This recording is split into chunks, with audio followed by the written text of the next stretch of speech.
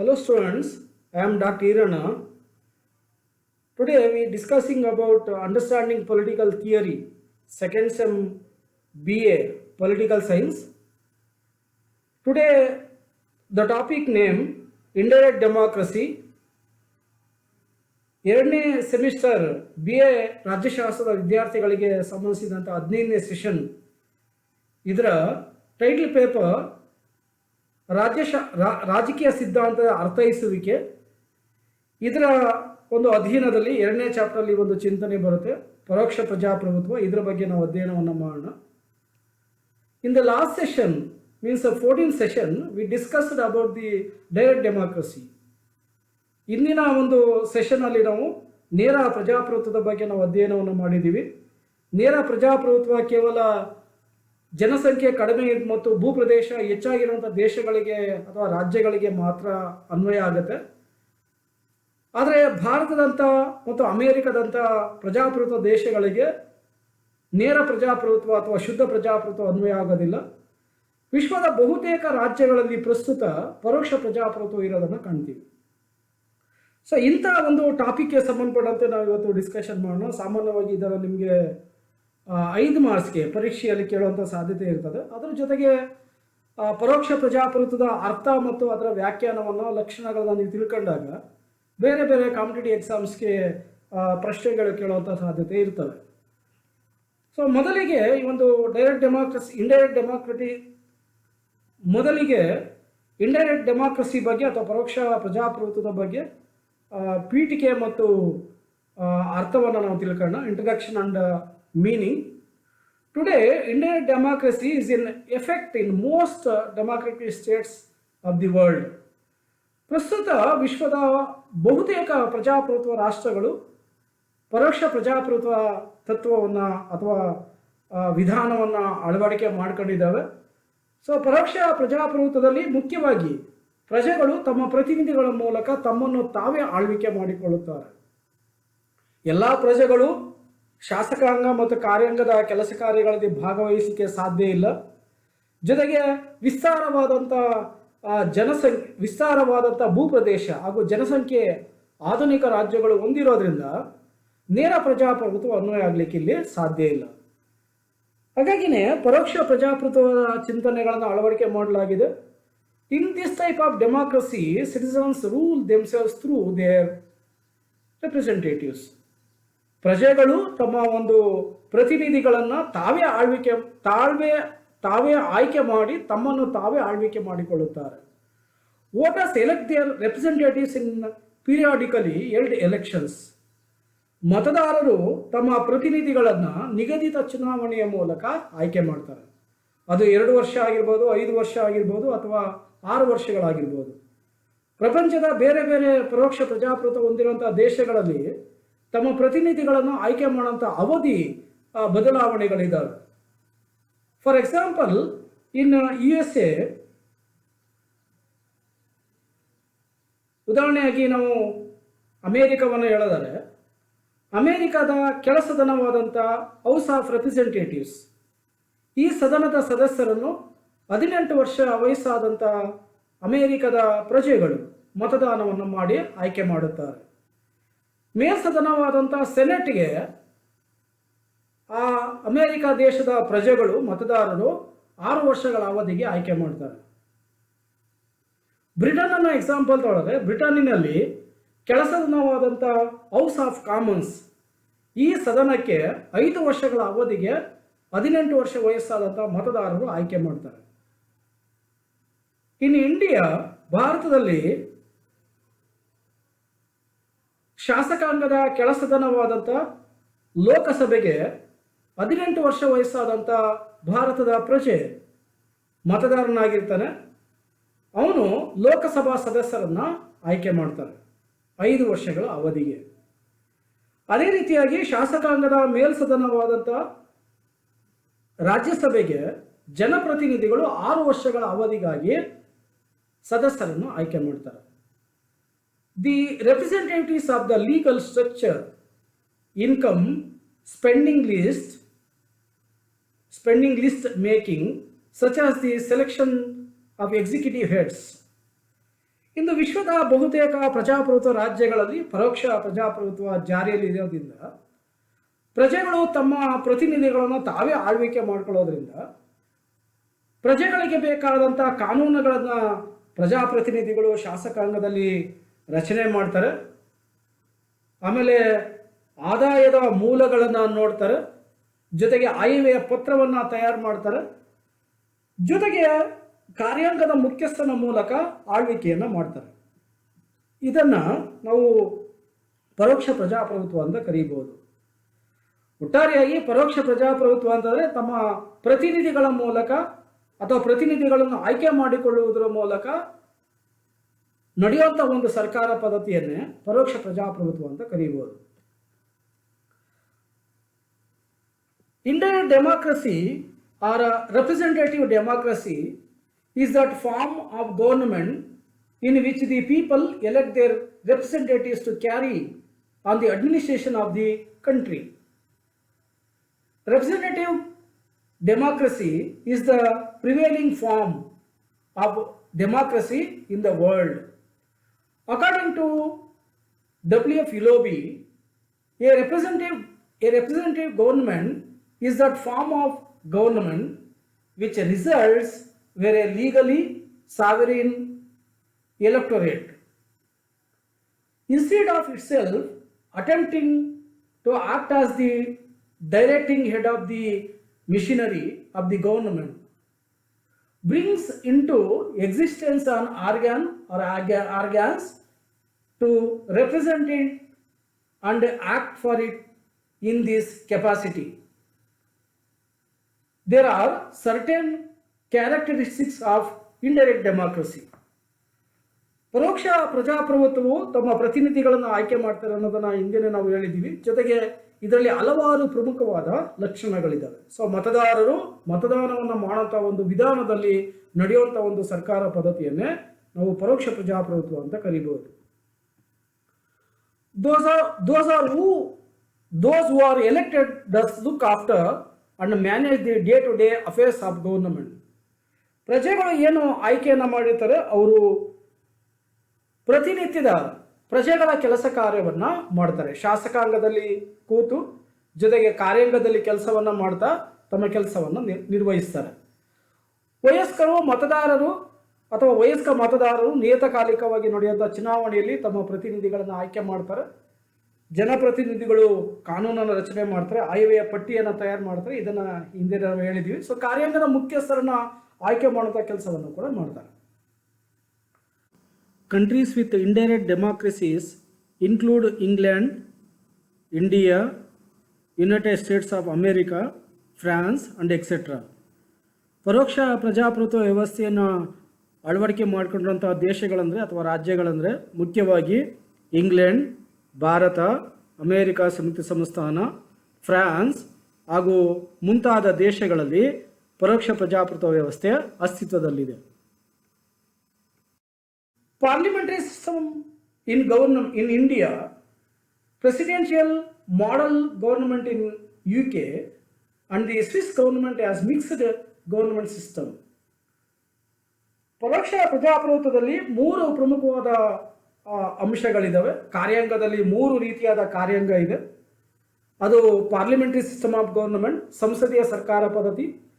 ಸಂಸದೀಯ ಸರ್ಕಾರ ಪದ್ಧತಿ ಅಂತಂದ್ರೆ ಇಲ್ಲಿ ಅಂದರೆ ಏನು ರೆಪ್ರೆಸೆಂಟೇಟಿವ್ಸ್ ಏನಿದ್ದಾರೆ ಅಂದರೆ ಪ್ರತಿನಿಧಿಗಳೇನಿದ್ದಾರೆ, ಪ್ರಜೆಗಳ ಪ್ರತಿನಿಧಿಗಳೇನಿದ್ದಾರೆ, ಪ್ರಜೆಗಳ ಪ್ರತಿನಿಧಿಗಳು ತಮ್ಮ ಕಾರ್ಯವನ್ನು ನಿರ್ವಹಿಸಬೇಕಾದ ಸಂದರ್ಭದಲ್ಲಿ ಅವರು ಕಡ್ಡಾಯವಾಗಿ ಶಾಸಕಾಂಗದ ಸದಸ್ಯರಾಗಿರಬೇಕಾಗತ್ತೆ.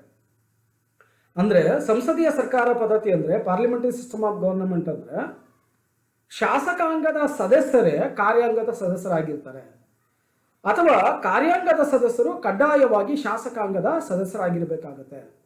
ಶಾಸಕಾಂಗದಲ್ಲಿ ಕೇಳುವಂಥ ಪ್ರಶ್ನೆಗಳಿಗೆ ಕಾರ್ಯಾಂಗದ ಸದಸ್ಯರು ಅಂತಂದಾಗ ಪ್ರಧಾನಮಂತ್ರಿ, ಮಂತ್ರಿಗಳಂದಾಗ ರೈಲ್ವೆ ಮಂತ್ರಿ, ವಿದೇಶಾಂಗ ವ್ಯವಹಾರ ಮಂತ್ರಿ, ಅಬಕಾರಿ ಮಂತ್ರಿ, ಹಣಕಾಸು ಮಂತ್ರಿ, ಸೊ ಈ ರೀತಿಯಾದ ಮಂತ್ರಿಗಳು, ಗೃಹ ಮಂತ್ರಿ, ಇವರು ಶಾಸಕಾಂಗಕ್ಕೆ ಜವಾಬ್ದಾರಿಯಾಗಿದ್ದಾಗ ಅದನ್ನು ಸಂಸದೀಯ ಸರ್ಕಾರ ಪದ್ಧತಿ ಅಂತ ಕರಿತೀವಿ.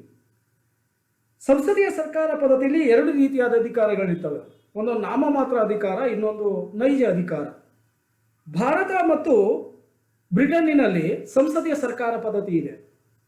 ಇಲ್ಲಿ ನಾಮಮಾತ್ರ ಅಧಿಕಾರಿ ಅಂದರೆ ಭಾರತದಲ್ಲಿ ರಾಷ್ಟ್ರಪತಿ ಆಗಿರ್ತಾರೆ, ಬ್ರಿಟನ್ನಿನಲ್ಲಿ ರಾಜ ಅಥವಾ ರಾಣಿ ಆಗಿರ್ತಾರೆ.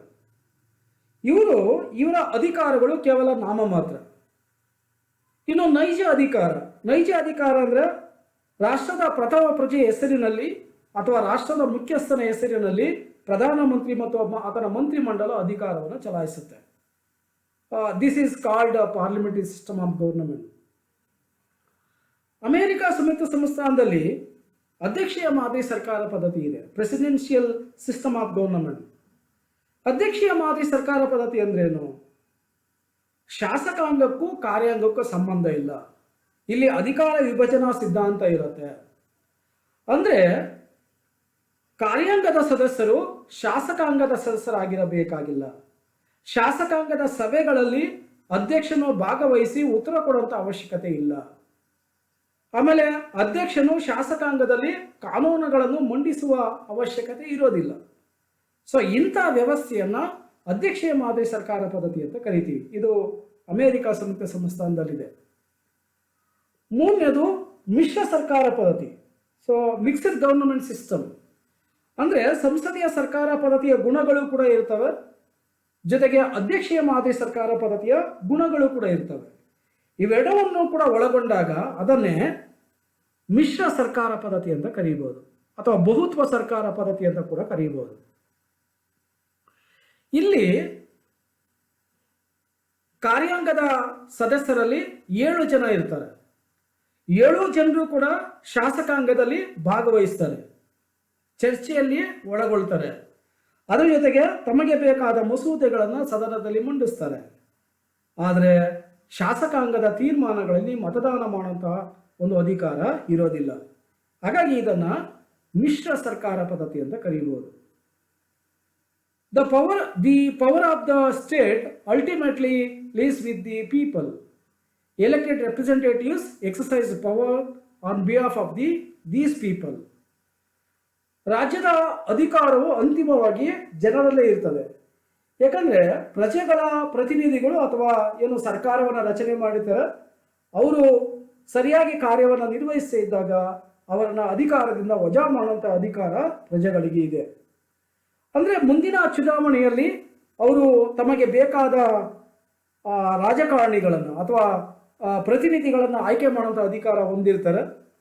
ಸರ್ಕಾರಗಳು ಚೆನ್ನಾಗಿ ಕೆಲಸ ಮಾಡಿದಾಗ, ರಾಜಕೀಯ ಪಕ್ಷಗಳು ಉತ್ತಮವಾಗಿ ಕಾರ್ಯವನ್ನು ನಿರ್ವಹಿಸಿದಾಗ ಅದೇ ರಾಜಕೀಯ ಪಕ್ಷವನ್ನು ಪುನರ್ ಆಯ್ಕೆ ಮಾಡ್ತಾರೆ, ಇಲ್ಲದಿದ್ದರೆ ಬದಲಾಯಿಸುತ್ತಾರೆ. ಸೊ ಇದನ್ನು ನಾವು ಅಂತಿಮ ಅಧಿಕಾರ ಪ್ರಜೆಗಳಲ್ಲಿದೆ ಎಂದು ಕರೆಯಬಹುದು. ಕ್ಯಾರೆಕ್ಟರಿಸ್ಟಿಕ್ಸ್ ಆಫ್ ಇಂಡೈರೆಕ್ಟ್ ಡೆಮಾಕ್ರಸಿ, ಪರೋಕ್ಷ ಪ್ರಜಾಪ್ರಭುತ್ವದ ಲಕ್ಷಣಗಳೇನಿದ್ದಾವೆ? ಸೊ ಹಲವಾರು ಲಕ್ಷಣಗಳನ್ನು ಇದರಲ್ಲಿ ಕಾಣ್ಬೋದು. ಅಂತಹ ಲಕ್ಷಣಗಳನ್ನು ನಾವು ಒಂದೊಂದಾಗಿ ಅಧ್ಯಯನವನ್ನು ಮಾಡೋಣ. This is the practice of representative government. ಪ್ರತಿನಿಧಿಗಳ ಸರ್ಕಾರ ಅಂತಲೇ ಇದನ್ನು ನಾವು ಕರಿತೀವಿ. ಪ್ರಜೆಗಳೆಲ್ಲರೂ ಕೂಡ ಹೋಗಿ ಆಡಳಿತವನ್ನು ಮಾಡಲಿಕ್ಕೆ ಸಾಧ್ಯ ಇಲ್ಲ. ಹಾಗಾಗಿ ತಮ್ಮ ಪ್ರತಿನಿಧಿಗಳನ್ನು ಆಯ್ಕೆ ಮಾಡ್ತಾರೆ. ಪ್ರತಿನಿಧಿಗಳನ್ನು ಆಯ್ಕೆ ಮಾಡಿ ತಮ್ಮನ್ನು ತಾವೇ ಆಳ್ವಿಕೆ ಮಾಡಿಕೊಳ್ಳುತ್ತಾರೆ. The ultimate ಸಾವರೆಂಟಿ lease in the people. ಅಂತಿಮ ಪರಮಾಧಿಕಾರ ಪ್ರಜೆಗಳಲ್ಲಿ ಕೇಂದ್ರೀಕೃತವಾಗಿರುತ್ತದೆ. ಪ್ರಜೆಗಳಲ್ಲಿ ಅಂತಿಮ ಅಧಿಕಾರ ಇರ್ತದೆ. ಸೊ ಪ್ರಜೆಗಳಲ್ಲಿ ಅಂತಿಮ ಅಧಿಕಾರ ಇರೋದ್ರಿಂದ ಇದನ್ನು ನಾವು ಪರೋಕ್ಷ ಪ್ರಜಾಪ್ರಭುತ್ವ ಅಂತ ಕರಿತೀವಿ. Representatives exercise power on behalf of the citizens. ಪ್ರಜಾಪ್ರತಿನಿಧಿಗಳು ಅಥವಾ ಸರ್ಕಾರ ಪ್ರಜೆಗಳ ಹೆಸರಿನಲ್ಲಿ ಕೆಲಸವನ್ನು ಮಾಡ್ತವೆ.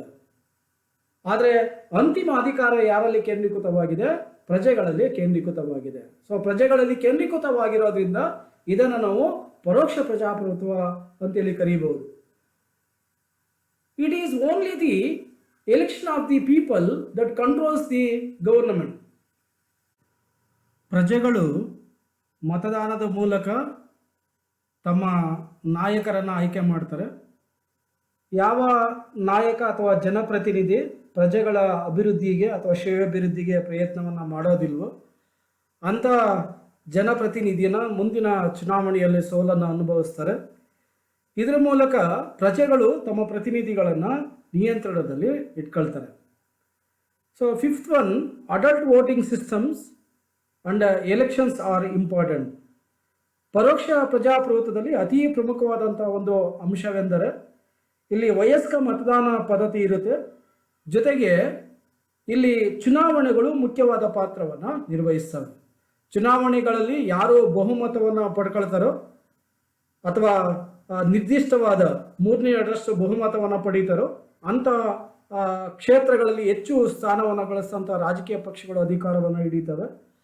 ಒಂದು ವೇಳೆ ಯಾವುದೇ ರಾಜಕೀಯ ಪಕ್ಷಕ್ಕೆ ಸ್ಪಷ್ಟವಾದ ಬಹುಮತ ಬರಲಿಲ್ಲ ಅಂತಂದಾಗ ಹಲವಾರು ರಾಜಕೀಯ ಪಕ್ಷಗಳು ಸೇರಿ ಸರ್ಕಾರವನ್ನು ರಚನೆ ಮಾಡ್ತವೆ.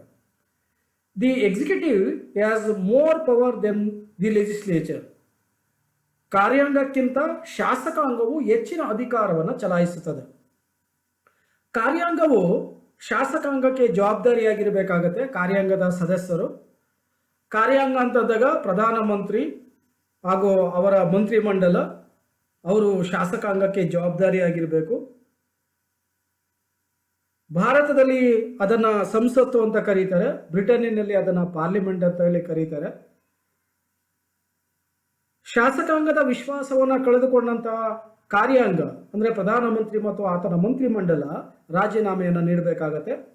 ಸದನದಲ್ಲಿ ಅಂದರೆ ಶಾಸಕಾಂಗದಲ್ಲಿ ಆಡಳಿತಾರೂಢ ಪಕ್ಷ ಅಥವಾ ಕಾರ್ಯಾಂಗಕ್ಕೆ ಪ್ರಶ್ನೆಗಳನ್ನು ಸದಸ್ಯರು ಕೇಳ್ತಾರೆ, ಸಮರ್ಪಕವಾದ ಉತ್ತರವನ್ನು ಕೊಡಬೇಕಾಗತ್ತೆ.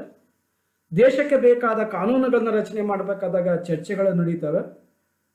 ಜೊತೆಗೆ ನಿಲುವಳಿ ಸೂಚನೆ, ಗಮನ ಸೆಳೆಯುವ ಸೂಚನೆ, ಅವಿಶ್ವಾಸ ನಿರ್ಣಯದ ಮೂಲಕ ಸರ್ಕಾರವನ್ನು ನಿಯಂತ್ರಣದಲ್ಲಿ ಶಾಸಕಾಂಗ ಇಟ್ಟುಕೊಳ್ಳುತ್ತದೆ. Seventh one, the principle of decentralisation of power has been adopted. ವಿಕೇಂದ್ರೀಕರಣ ಅಧಿಕಾರದ ತತ್ವವನ್ನು ಇದು ಒಳಗೊಂಡಿದೆ. ಅಧಿಕಾರ ಕೇಂದ್ರೀಕರಣವು ಸರ್ವಾಧಿಕಾರಕ್ಕೆ ದಾರಿಯಾಗುತ್ತೆ. ಅಧಿಕಾರ ವಿಕೇಂದ್ರೀಕರಣವು ಪ್ರಜಾಪ್ರಭುತ್ವ ವ್ಯವಸ್ಥೆಗೆ ನಾಂದಿಯಾಗುತ್ತೆ. ಹಾಗಾಗಿ ಅಧಿಕಾರ ಒಬ್ಬನಲ್ಲೇ ಕೇಂದ್ರೀಕೃತವಾಗಿರುವುದಿಲ್ಲ, ಅಧಿಕಾರ ವಿಕೇಂದ್ರೀಕರಣಕ್ಕೆ ಒಳಗಾಗಿರುತ್ತದೆ. ಸೊ ಹಾಗಾಗಿ ವಿಕೇಂದ್ರೀಕರಣ ವ್ಯವಸ್ಥೆಯನ್ನು ಇದು ಅಂದರೆ ಪರೋಕ್ಷ ಪ್ರಜಾಪ್ರಭುತ್ವವು ತಿಳಿಸುತ್ತದೆ. ಇಂಡೈರೆಕ್ಟ್ ಡೆಮಾಕ್ರೆಟಿಕ್ ಡಿಮೆರಿಟ್ಸ್, ಪರೋಕ್ಷ ಪ್ರಜಾಪ್ರಭುತ್ವ ವ್ಯವಸ್ಥೆಯ ದೋಷಗಳು. ಸೊ ಇದರಲ್ಲಿ ಹಲವಾರು ದೋಷಗಳಿರೋದನ್ನು ನಾವು ಕಾಣ್ಬೋದು. The number of people interested in political affairs is insignificant and only those who are involved in the election. ಚುನಾವಣೆಯಲ್ಲಿ ಪಾಲುದಾರರಾಗೋದು ಅಥವಾ ಸ್ಪರ್ಧೆಯನ್ನು ಮಾಡುವಂಥ ಒಂದು ಸಂಖ್ಯೆ ತೀರಾ ಕಡಿಮೆ ಇರ್ತದೆ. ಅವರನ್ನು ನಾವು ಅಲ್ಪಸಂಖ್ಯಾತರು ಅಂತೇಳಿ ಕರೀಬಹುದು. ರಾಜಕೀಯ ಆಸಕ್ತಿಯನ್ನು ಹೊಂದಿರುವಂಥ ಜನರು ತೀರಾ ಕಡಿಮೆ ಅಂತೇಳಿ ನಾವು ಇಲ್ಲಿ ಹೇಳ್ಬೋದು. ಹಾಗಾಗಿ ಭಾರತದಂಥ ದೇಶದಲ್ಲಿ ರಾಜಕಾರಣ ಅನ್ನೋದು ವಂಶ ಪಾರಂಪರವಾಗಿ ಬೆಳೀತಾ ಬಂದಿರೋದನ್ನು ಕಾಣ್ಬೋದು. ಅವನು ರಾಜಕಾರಣಿ ಅಂದಾಗ ಅವನ ಮಗ ಕೂಡ ರಾಜಕಾರಣಿ ಆಗಿರ್ತಾನೆ, ಮೊಮ್ಮಗ ಕೂಡ ರಾಜಕಾರಣಿ ಆಗಿರ್ತಾನೆ. Second one, most citizens are not interested in government affairs. Very few leaders abuse people's ignorance. So ಕೆಲವೇ ಜನ ರಾಜಕೀಯದಲ್ಲಿ ಆಸಕ್ತಿಯನ್ನು ಹೊಂದಿರ್ತಾರೆ, ಜೊತೆಗೆ ಪ್ರಜೆಗಳನ್ನು ಕಡೆಗಣಿಸ್ತಾರೆ. ಸೊ ಪ್ರಜೆಗಳನ್ನು ಕಡೆಗಣಿಸೋದ್ರ ಮೂಲಕ ಈ ಒಂದು ಸರ್ಕಾರ ಪದ್ಧತಿಯು ಅನೇಕ ಲೋಪದೋಷಗಳಿಂದ ಕೂಡಿದೆ. The current situation requires great skill and intelligence to deal with many difficult issues of government. ಪರೋಕ್ಷ ಪ್ರಜಾಪ್ರಭುತ್ವದಲ್ಲಿ ಇವತ್ತು ಕೌಶಲ್ಯ ಮತ್ತು ಜ್ಞಾನ ಅನ್ನೋದೇನಿದೆಯಲ್ಲ ಅದು ಅದರ ಕೊರತೆಯನ್ನು ಇವತ್ತು ನಾವು ಕಾಣ್ತೀವಿ ಪ್ರಸ್ತುತ ವ್ಯವಸ್ಥೆಯಲ್ಲಿ. ಸೊ ಇವತ್ತಿನ ವ್ಯವಸ್ಥೆಯಲ್ಲಿ ಕೆಲವು ರಾಜಕಾರಣಿಗಳು ಯಾವ್ಯಾವ ರೀತಿಯಾದ ಒಂದು ಕೃತ್ಯಕ್ಕೆ ಒಳಗಾಗ್ತಾರೆ ಅನ್ನೋದನ್ನು ದಿನನಿತ್ಯದ ನಾವು ಪೇಪರ್ಸಲ್ಲಿ, ಜೊತೆಗೆ ಮಾಧ್ಯಮದಲ್ಲಿ, ಪ್ರಿಂಟ್ ಮೀಡಿಯಾ, ಮಾಸ್ ಮೀಡಿಯಾ ಇದರಲ್ಲಿ ನಾವು ಸಹಜವಾಗಿ ಕಾಣ್ತೀವಿ ನಾವು. ಸೊ ಈ ಒಂದು ದೃಷ್ಟಿಕೋನದಲ್ಲಿ ನೋಡೋದಾದರೆ ಪರೋಕ್ಷ ಪ್ರಜಾಪ್ರಭುತ್ವವು ಸಾಕಷ್ಟು ಲೋಪದೋಷದಿಂದ ಕೂಡಿದೆ. ಜೊತೆಗೆ ಚುನಾವಣೆಗೆ ನಡೆಸುವಂಥ ಖರ್ಚಿದೆಯಲ್ಲ, ಈ ಖರ್ಚು ದೇಶದ ಅಭಿವೃದ್ಧಿಯ ಒಂದು 40% ಹಣ ಖರ್ಚಾಗುತ್ತೆ ಕೇವಲ ಚುನಾವಣೆಗೆ. ಜನಪ್ರತಿನಿಧಿಗಳನ್ನು ಆಯ್ಕೆ ಮಾಡೋಂಥ ಒಂದು ವಿಧಾನಕ್ಕೆ ಇಷ್ಟು ಹಣವನ್ನು ಖರ್ಚು ಮಾಡಿದ್ರೆ ಸೊ ದೇಶದ ಅಭಿವೃದ್ಧಿ ಕಷ್ಟಕರ. After the voters vote in the election, the next 5 years will be held by the representatives. The people do not have the authority to withdraw or dismiss them. ಚುನಾವಣೆ ಮುಗಿದ ನಂತರ ಜನಪ್ರತಿನಿಧಿಗಳು ಮತ್ತೆ ಜನರ ಬಳಿಯಲ್ಲಿ ಬರುವುದು ತೀರಾ ಕಷ್ಟ. ಜನರ ಬಳಿಯಲ್ಲಿ ಜನಪ್ರತಿನಿಧಿಗಳು ಅಥವಾ ರಾಜಕಾರಣಿಗಳು ಮತ್ತೆ ಬರುವುದು ಮುಂದಿನ ಚುನಾವಣೆಯಲ್ಲಿ. ಹಾಗಾಗಿ ಜನರ ಸಮಸ್ಯೆಗಳಿಗೆ ಸ್ಪಂದಿಸದೆ ಭರ್ಜರಿ ಜೀವನವನ್ನು ಮಾಡ್ತಾ, ಜೊತೆಗೆ ಐಷಾರಾಮಿ ಜೀವನವನ್ನು ಮಾಡ್ತಾ ಪ್ರಜೆಗಳನ್ನು ಕಡೆಗಣಿಸುವ ಸಾಧ್ಯತೆ ಹೆಚ್ಚಾಗಿರ್ತದೆ. ಹಾಗಾಗಿ ಅಂತಹ ರಾಜಕಾರಣಿಗಳನ್ನು, ಅಂದರೆ ಭ್ರಷ್ಟಾಚಾರವನ್ನು ಮಾಡೋಂಥ ರಾಜಕಾರಣಿಗಳನ್ನು, ಜನ ವಿರೋಧಿ ರಾಜಕಾರಣಿಗಳನ್ನು ಅಥವಾ ಜನಪ್ರತಿನಿಧಿಗಳನ್ನು ವಜಾ ಮಾಡುವುದು ಪರೋಕ್ಷ ಪ್ರಜಾಪ್ರಭುತ್ವದಲ್ಲಿ ತೀರಾ ಕಷ್ಟ. ಹಾಗಾಗಿ ಇದು ಒಂದು ಅತ್ಯಂತ ಲೋಪದೋಷದಿಂದ ಕೂಡಿದೆ. ಫೈನಲಿ ಅಂತಿಮವಾಗಿ ನಾವು ಕನ್ಕ್ಲೂಡ್ ಮಾಡೋದಾದರೆ, Indian democracy exists in most parts of the world. So ಪ್ರಪಂಚದ ಬಹುತೇಕ ಕಡೆ ಪರೋಕ್ಷ ಪ್ರಜಾಪ್ರಭುತ್ವದ ಒಂದು ವಿಧಾನಗಳಿದ್ದಾವೆ. ಸೊ ನಾಗರಿಕರು ಈ ಒಂದು ಪದ್ಧತಿಯನ್ನು ಬೆಂಬಲಿಸಿದ್ದಾರೆ, ಪರೋಕ್ಷ ಪ್ರಜಾಪ್ರಭುತ್ವ ವ್ಯವಸ್ಥೆಯನ್ನು. ಸೊ ನಗರ ಪ್ರದೇಶದ ಜನ, ವಿದ್ಯಾವಂತ ಜನ ಚುನಾವಣೆಯಲ್ಲಿ ಭಾಗವಹಿಸದೇ ಇದ್ರೂ ಕೂಡ ಬಹುತೇಕ ವ್ಯವಸ್ಥೆಯಲ್ಲಿ ನಾವು ಈ ಒಂದು ಪರೋಕ್ಷ ಪ್ರಜಾಪ್ರಭುತ್ವನ ಬೆಂಬಲಿಸುವಂಥ ಪ್ರಜೆಗಳನ್ನು ನಾವು ಹೆಚ್ಚಾಗಿ ಕಾಣ್ತೀವಿ. ಸೊ ಸಂಸದೀಯ ಮತ್ತು ಅಧ್ಯಕ್ಷೀಯ ಸರ್ಕಾರ ಪದ್ಧತಿಯಲ್ಲಿ ಪ್ರಜೆಗಳು ಸಮಸ್ಯೆಗಳನ್ನು ಸೂಕ್ತವಾಗಿ ಜಾರಿಗೆ ತರಲಿಕ್ಕೆ ಅವಕಾಶಗಳಿದ್ದಾವೆ. Citizens problems can be appropriate implemented in the parliamentary and presidential government system. Not all people can govern. So ಎಲ್ಲ ಪ್ರಜೆಗಳು ಕೂಡ ಆಳ್ವಿಕೆಯನ್ನು ಮಾಡಲಿಕ್ಕೆ ಸಾಧ್ಯ ಇಲ್ಲ. ಹಾಗಾಗಿ ತಮ್ಮ ಪ್ರತಿನಿಧಿಗಳ ಮೂಲಕ ಆಳ್ವಿಕೆಯನ್ನು ಮಾಡ್ತಾರೆ. They are therefore ruling themselves through there representatives. This type of democracy has led to people's freedom, equality and justice. ಈ ವಿಧಾನದ ಸರ್ಕಾರ ಪದ್ಧತಿಯಿಂದಾಗಿ ಪ್ರಜೆಗಳ ಸ್ವಾತಂತ್ರ್ಯ, ಸಮಾನತೆ ಮತ್ತು ನ್ಯಾಯವನ್ನು ರಕ್ಷಿಸಲು ಸಾಧ್ಯವಾಗಿದೆ. ಹಾಗಾಗಿನೇ ಇದೊಂದು ಜನಪ್ರಿಯ ಸರ್ಕಾರ ಪದ್ಧತಿಯಾಗಿದೆ ಪರೋಕ್ಷ ಪ್ರಜಾಪ್ರಭುತ್ವ ವ್ಯವಸ್ಥೆ. ಆಧುನಿಕ ರಾಜ್ಯಗಳು ವಿಶಾಲವಾಗಿದ್ದಾವೆ ಹಾಗೂ ಹೆಚ್ಚು ಜನಸಂಖ್ಯೆಯನ್ನು ಒಳಗೊಂಡಿವೆ. ಇಂಥ ಒಂದು ದೇಶದಲ್ಲಿ ಅಥವಾ ಇಂಥ ರಾಷ್ಟ್ರಗಳಲ್ಲಿ ಪರೋಕ್ಷ ಪ್ರಜಾಪ್ರಭುತ್ವವೇ ಸೂಕ್ತವಾದುದು. ಆ ಒಂದು ನಿಟ್ಟಿನಲ್ಲಿ ಇದು ಬಹಳ ಮುಖ್ಯವಾದಂಥ ಒಂದು ವಿಚಾರ ಎಂದೇ ಕರೆಯಬಹುದು. ಸಮ್ ಸೋರ್ಸಸ್, ಕೆಲವೊಂದು ಪುಸ್ತಕಗಳನ್ನು ನಾವು ಇಲ್ಲಿ ರೆಫರೆನ್ಸ್ ಆಗಿ ಅಥವಾ ಸೋರ್ಸಸ್ ಆಗಿ ತಗೊಬೋದು. So Vishnu Bhagwan, Vidyabhushan, principles and concepts of political theory, Kalyani publications, New Delhi. V.D. Mahajan, Political Theory, S. Chand Publications, New Delhi. Dr. Meena Deshpande and Professor B.K. Dattatreya, Political Theory, S. Chand Publications, New Delhi. So ಇದು ಕನ್ನಡ ಮತ್ತು ಇಂಗ್ಲೀಷಲ್ಲಿ ಎರಡೂ ಕೂಡ ಇದೆ. ರಾಜಕೀಯ ಸಿದ್ಧಾಂತ ಅಂತೇಳಿ ಕನ್ನಡದಲ್ಲಿದೆ. So political theory ಅಂತೇಳಿ ಇಂಗ್ಲೀಷ್ ಬುಕ್ ಇದೆ. ಸೊ ಇವೆರಡನ್ನು ಕೂಡ ನೀವು ರೆಫರೆನ್ಸ್ ಆಗಿ ತೊಗೊಬೋದು. ಸೊ ಅಲ್ಲಿಗೆ ಈ ಒಂದು ಇಂಡೈರೆಕ್ಟ್ ಡೆಮಾಕ್ರಸಿ ವಿಚಾರ ಕಂಪ್ಲೀಟ್ ಆಗುತ್ತೆ. Thank you.